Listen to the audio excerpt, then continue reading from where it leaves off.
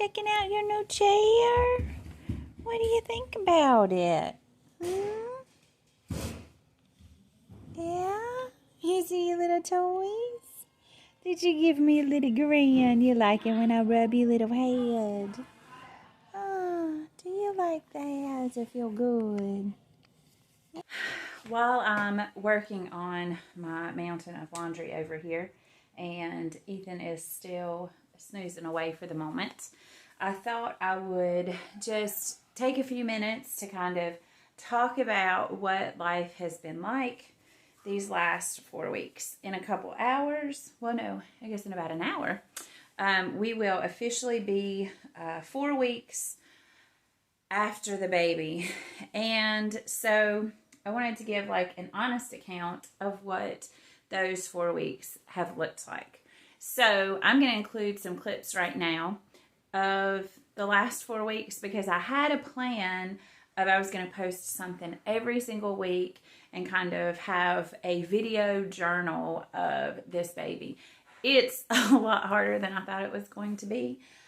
Somehow I managed to forget that when the babies are teeny tiny, and especially if you're nursing them, you spend the majority of your days feeding someone else.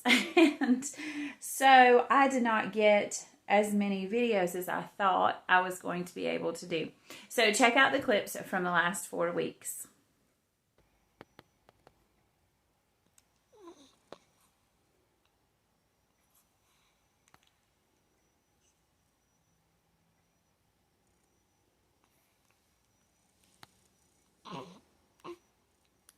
Oh, I know.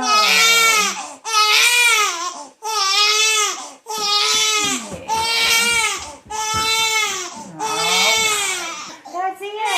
It's over. It's over. It's over. It's okay. It's okay.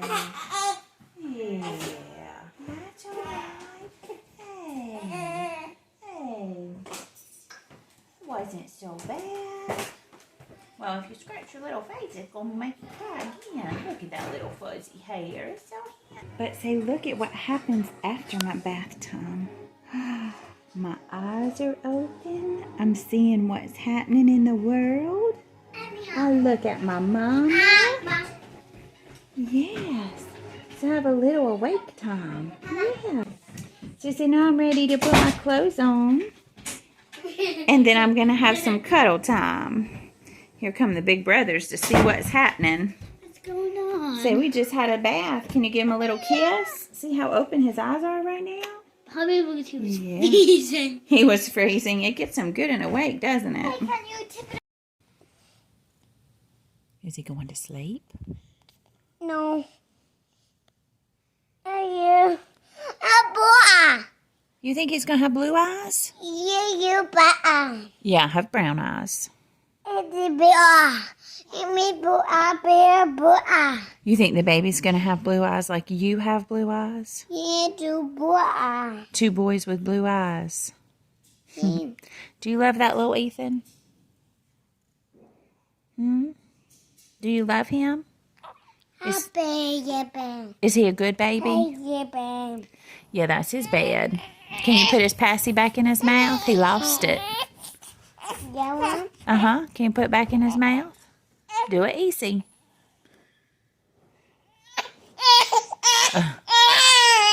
Good job, buddy. That's good. That's good. Yeah, sometimes it just falls out. That's okay. You used to have a passy. Sometimes it's really about finding pockets of time that you can do little bits here and there. Because, yes, come here, Henry. Let's see what you got. There's always a lot happening. Henry was doing some Art Hub drawing this morning. It looks great. Yeah. A little fall hedgehog. Are you happy with how it turned out? Yes. Here, you can tell them about what you did.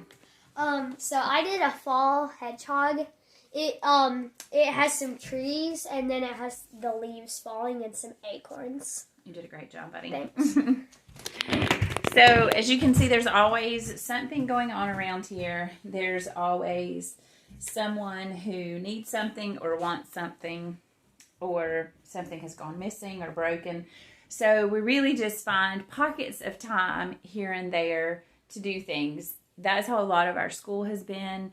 It's, okay, the baby is down for a nap, or Jack is also taking a nap. So right now we need to get math done for everybody, except for Lila. She is independent with her math because she does teaching textbooks because she's doing geometry, and believe me, she does not want me to teach her geometry.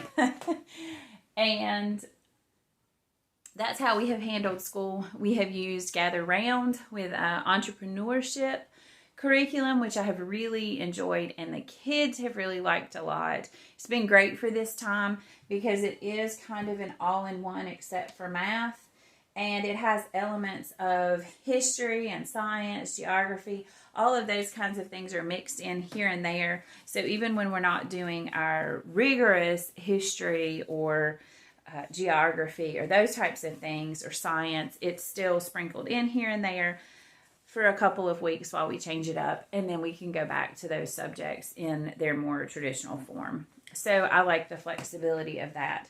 It's kind of what our homeschool has looked like for the last few weeks, but it's moving right along. It is a season of grace. Lila finished her hedgehog. She says she doesn't like to be on camera. So I'm going to show you her hedgehog. It is so cute. Look at that. I think these are just the cutest little pictures. They always turn out great. You did a fantastic job. Thanks. You're going to go ahead and start on your writing. Let's see what we got for that. So postpartum, that's what I was talking about. Let's break it down to just a few short things. One, it is a season of grace. You have to be gracious to yourself during this time, because there will be some days, like today, where the baby's taking a good nap, and 2 of my kids are actually with my parents, and I'm able to get a lot done. My hair, I trimmed the ends of it this morning. I was able to get a shower and wash it. And I put on some makeup before coming on here to talk to you all.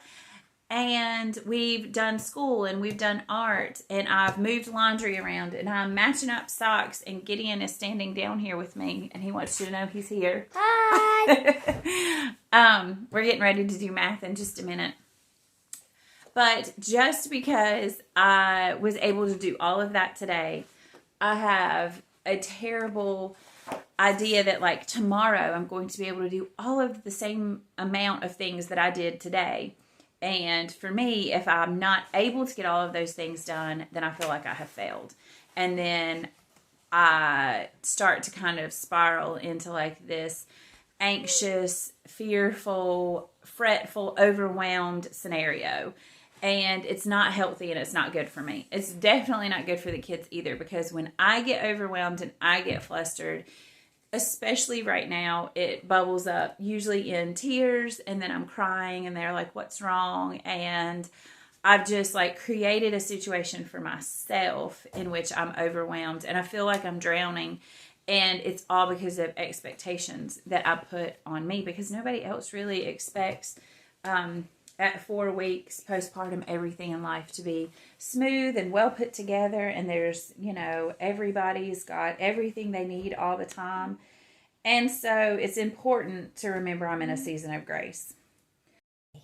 Are you watching your mama? Are you watching your mama? Are you taking it all in? Yeah. So while the house is a little quiet, I figured we could chat for a few minutes about what it's been like since we've come home with this little guy. It's been good. Most of our nights have been pretty good.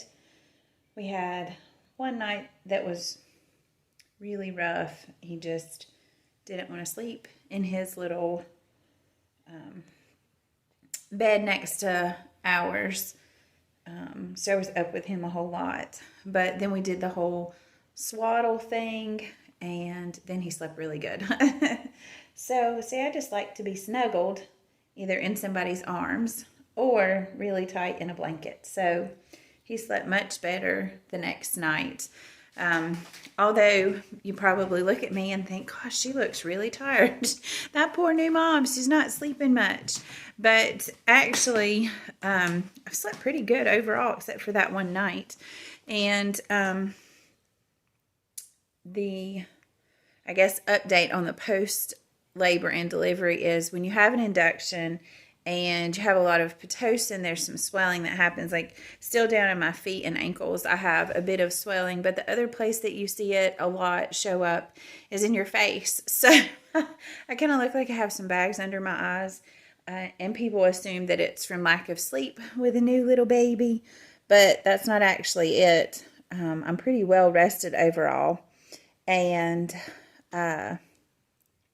it's just the swelling that takes 2 or 3 weeks to go away when you have a lot of Pitocin. So we're still kind of waiting on that. But yeah, so if you see a new mom, you don't have to tell her she looks tired. Tell her she's doing a great job. Isn't that right? Yeah. But all the kids are doing great. They enjoy having chances to hold him and to try to get him to look at them, and they really just like to sit and hold him when he sleeps too. So say I get held a lot because there's lots of arms around here, don't you? Yeah. And he's pretty happy most of the time and content to let someone hold him because that's what babies do. So after a baby, what is it like physically? You know, I had a false expectation with my first couple kids that because the books say when you breastfeed, you burn more calories. So you're going to lose all that baby weight in like 6 weeks and you'll be back to your postpartum self. I think for some people that does happen. They have a genetic makeup that allows for that. That's not me. It never has been. Not a single one of my experiences have been that. I typically don't lose the end of the baby weight until after I stop nursing the baby. And if I do lose the numbers on the scale, it seems that I just retain, you know, a little bit of extra padding in a few places, because I'm, you know, 100% of the nutrition for another human being after growing a human being for, you know, 9 months. So I do a lot better with my expectation about that now. I don't compare myself to other people and their journeys. And so if you're someone that does shed that weight quickly and you bounce back and nobody would ever know you had a kid, that is great and be thankful for that.